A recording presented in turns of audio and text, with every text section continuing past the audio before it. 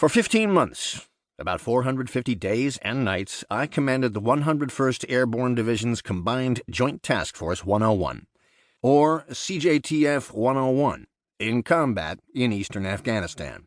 It was a rare privilege, the most challenging and rewarding experience of my 34 years in uniform, and ultimately the cause of my retirement from the U.S. Army.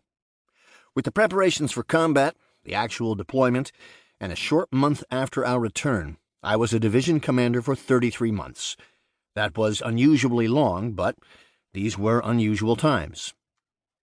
War is the most brutal of human endeavors, and I have experienced enough war to know to take cover when politicians, poets, and armchair warriors speak extravagantly of patriotism and national honor. As they speak, I see the filth and gore. I smell the stomach-turning stench of burning flesh. I hear the sounds of incoming mortars and rockets. But I also think of those who lived and fought and cursed the heat, the bugs, the mountains, and the enemy. We fought a war too few Americans knew or cared much about, in a remote frontier populated by xenophobic tribesmen and cultivated city dwellers, both equally alien to our Western upbringing. We were not victims.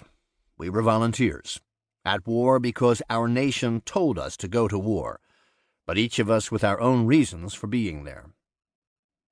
This is my story as Eagle 6, my call sign as the 101st Airborne Division Commanding General. A lifelong runner, from the beginning of my command, I viewed the 450 days and nights in command, in combat, much like the 26.2-mile race we call a marathon, an extraordinary challenge, requiring extensive and detailed training and preparation, and disciplined execution. For most of my military life, I kept a daily journal. Each night I swept up the day's events and my thoughts and deposited the lot into a small green notebook. This book is based on my notes and my memory, and the historical record as best it is for such an ill-recorded endeavor in a faraway place. My primary interest in exploring my past is most likely selfish. I buried many of these memories in deep locations of my mind because they hurt so much.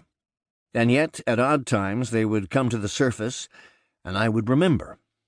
As the pain eased with time, I realized my story, actually our story of the division and CJTF 101, was worthy of telling, and that it might be of direct utility for leaders and aspiring leaders, be they military or civilian.